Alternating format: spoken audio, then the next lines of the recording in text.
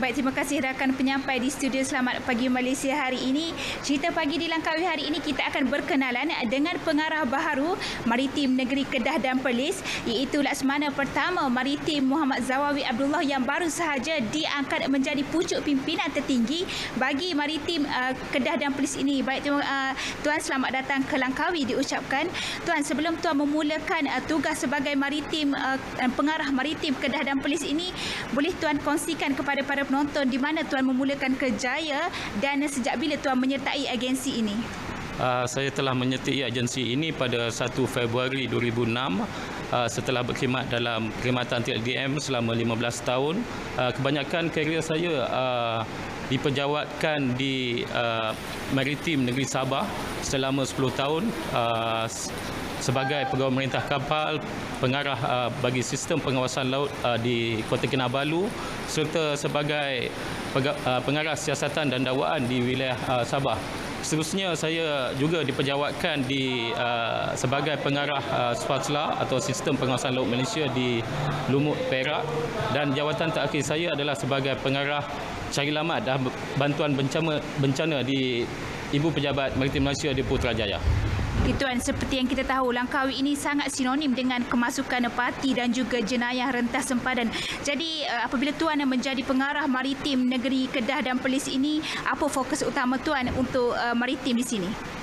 Fokus utama saya setelah diperjawatkan sebagai pengarah Maritim Negeri Kedah dan Perlis adalah yang pertama berkaitan dengan jenayah rentas sempadan dan juga kemasukan parti di kedua-dua negeri ini, yang mana ini merupakan isu utama yang sering berlaku di negeri Kedah dan juga di negeri Perlis.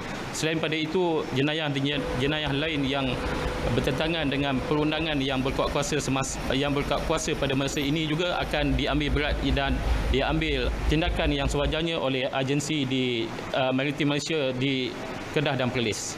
Okey, akhir sekali Tuan, apa harapan Tuan untuk Maritim Negeri Kedah dan Perlis ini?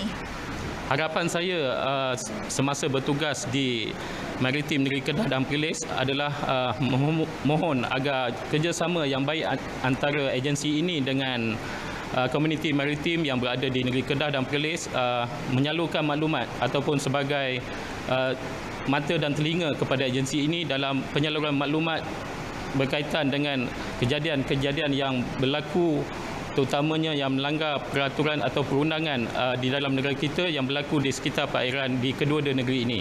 Di samping itu juga saya mengharapkan kepada semua komuniti maritim agar sentiasa menitik beratkan soal keselamatan semasa melakukan aktiviti di perairan di kedua-dua negara ini bagi mengelakkan sebarang kejadian yang tidak diingini berlaku di dalam negeri Kedah dan juga negeri Perlis.